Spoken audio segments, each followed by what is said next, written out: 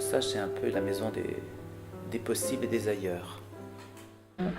Donc oui, c'est un métier où on ne s'ennuie pas, absolument pas. Évidemment, avec le crochet Lunéville, on fait toujours une base de chaînette, mais on y incorpore des paillettes, des perles, des fils, enfin voilà, c'est à l'infini. Alors en fait, je pique mon crochet. En dessous, j'ai une main, ma main gauche distribue le fil dans le crochet.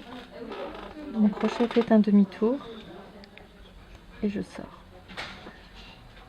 Donc mon crochet refait un demi-tour, je pique. Ma main au travers, vous la voyez, elle distribue un fil. Et je fais un demi-tour et je sors. Voilà. Qui est très Le Sage, c'est rien ne nous arrête. En clair, une matière peut être détournée de ce qu'elle est. On peut par exemple, les paillettes, on peut les cramer, on peut les faire brûler, on peut prendre des lasers. Là, encore une fois, un peu l'apprenti chimiste, l'apprenti sorcier, rien n'est impossible. Voilà. Et on passe d'un fil à l'autre. Il ne faut pas se tromper de sens parce que sinon tout tombe par terre. Et puis baroque, là aussi, je trouve que la maison, elle était, le style de Le Sage, c'est très baroque. Mais baroque aussi, je ne sais plus quel philosophe disait que le baroque, c'était à peu près dans l'idée l'association harmonieuse des contraires. Je crois que ça, c'est tout à fait dans la maison, ça. Internet, un bout de tissu, un bout de machin, et ben justement le bout de machin est vraiment intéressant parce que mis dans une autre situation, il devient autre chose. La conversation est primordiale.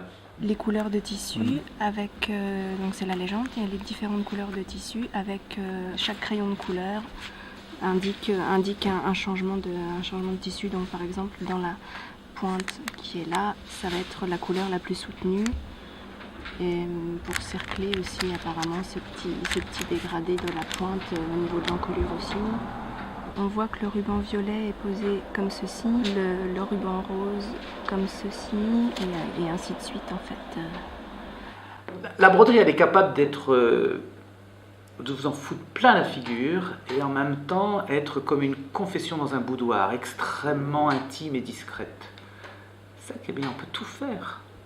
Moi, je me souviens quand j'étais beaucoup plus jeune, j'ai pu travailler pour des grands cirques internationaux, des cirques CNI. On faisait des caparaçons d'éléphants et en même temps, on faisait les soutiens-gorge des Bluebells au Paradis Latin, choses comme ça. Excusez-moi, vous voyez, c'est pas tout à fait la même histoire. Et ben, ça veut dire qu'on peut travailler sur plein de sujets comme ça. C'est ça qui est riche dans notre métier. Le rapport avec le créateur, c'est là que ça devient super intéressant parce qu'il y a une histoire de confession, de relations personnelles. Il faut essayer de comprendre qu'est-ce qu'il a dans la tête, qu'est-ce que la marque, parce que entre ce qu'il y a dans la tête du créateur, enfin ce que j'essaie de comprendre, et les codes de la marque, c'est pas forcément la même chose. Et la troisième chose, c'est quelle interprétation faut-il faire pour respecter les codes de la marque dans la tête du créateur. Par exemple, baroque. C'est banal hein, comme mot. Hein. Pour des créateurs, ça peut être des choses complètement différentes. Quand Karl Lagerfeld nous parle de baroque, à mon sens, c'est beaucoup plus philosophique que décoratif. Quand Christian Lacroix, quand faisait ses collections, parlait de baroque, c'était avant tout décoratif.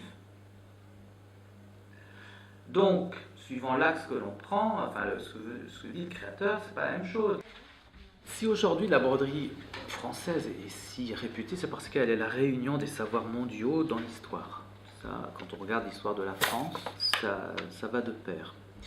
La broderie d'or vient de Perse, elle est arrivée au XIIe siècle en France. La broderie de soie, la peinture à l'aiguille vient de Chine grâce au voyage de Marco Polo. Bref, beaucoup de broderies, de techniques sont arrivées en France, mis en valeur par François Ier en premier pour la gloire du roi d'ailleurs, et évidemment organisé et économiquement mis au goût du jour par Louis XIV et Colbert. Ce ne sont pas des histoires d'aujourd'hui.